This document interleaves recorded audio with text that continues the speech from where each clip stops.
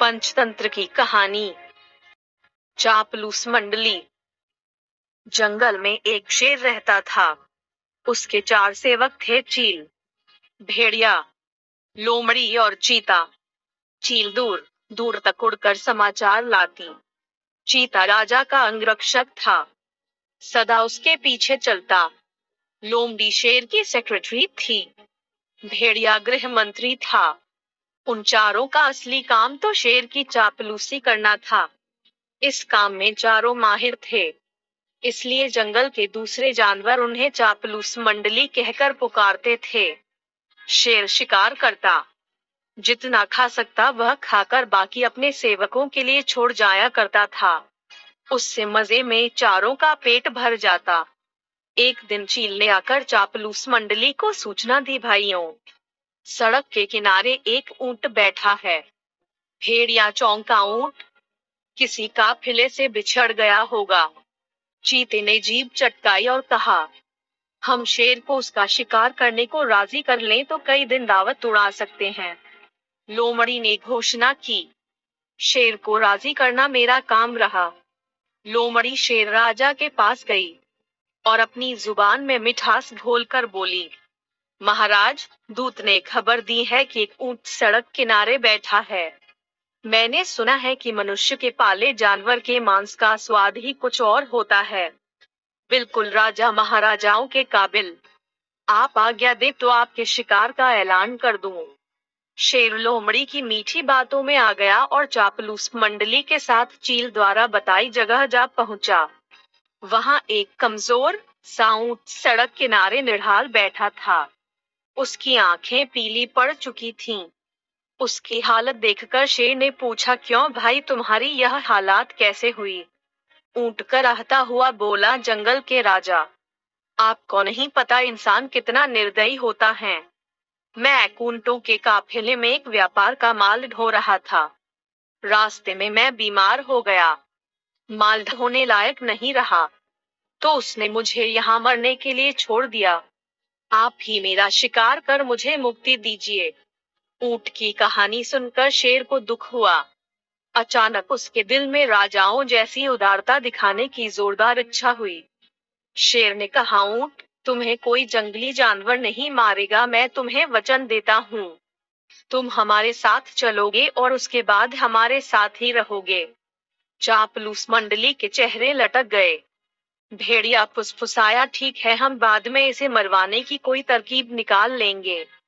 फिलहाल शेर का आदेश मानने में ही भलाई है। इस तरह ऊंट उनके साथ जंगल में आया। कुछ ही दिनों में हरी घास खाने व आराम करने से वह स्वस्थ हो गया। शेर राजा को ऊंट बहुत प्यार करने लगा। शेर को भी ऊंट का निस्वार्थ प्रेम और भोलापन भाने लगा। ऊंट के स्वस्थ होने पर शेर की शाही सवारी ऊंट की ही पीठ पर निकलने लगी। वह चारों को पीठ पर बिठाकर चलता। एक दिन चापलूस मंडली के कहने पर शेर ने हाथी पर हमला कर दिया। दुर्भाग्य से हाथी पागल निकला। शेर को उसने सूंड से उठाकर पटक दिया। शेर उठकर बच निकलने में सफल तो हो गया, पर उसे बहुत चोट लगी। शेर लाचार होकर बैठ गया। शिकार कौन करता? कई दिन न शेर ने कुछ खाया और न ही चारों चापलूसी ने। कितने दिन भूखे रहा जा सकता है? लोमड़ी बोली, हद हो गई। हमारे पास एक मोटा ताजा ऊंट है और हम भूखे मर रहे हैं। चीते ने ठंडी सांस भरी, क्या करें? शेर ने उसे अपना दोस्त बना रखा है। देखो तो ऊंट की पीठ का कुबड़ कितना बड़ा हो गया है। चर्बी ही चर्बी भरी है इसमें। भेड़िए के मुंह से लार टपकने लगी, ऊंट को मरवाने का यही मौका है, दिमाग लड़ाकर कोई तरकीब सोचो।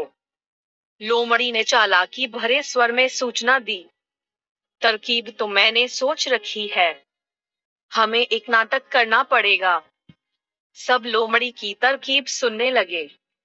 योजना के अनुसार चापलूस मंडली शेर के पास गई। सबसे पहले चील बोली, महाराज, आपका भूखे पेट रहकर इस तरह मरना मुझसे नहीं देखा जाता। आप मुझे खाकर भूख मिटाइए। लोमड़ी ने उसे धक्का दिया, चल हट, तेरा मांस तो महाराज के दांतों में फंस कर रह जाएगा। महाराज, आप मुझे खाइए। भेड़िया बीच में कूदा, तेरे शरीर में बालों के सिवा है ही क्या? महाराज, मुझे अपना भोजन बनाएंगे। अब चीता बोला, नहीं, भेड़िए का मांस खाने लायक नहीं होता। मालिक, आप मुझे खाकर अपनी भूख शांत कीजिए। चापलूस मंडली का नाटक अच्छा था। अब ऊंट को तो कहना ही पड़ा, नहीं महाराज, आप मुझे मारकर खा जाइए।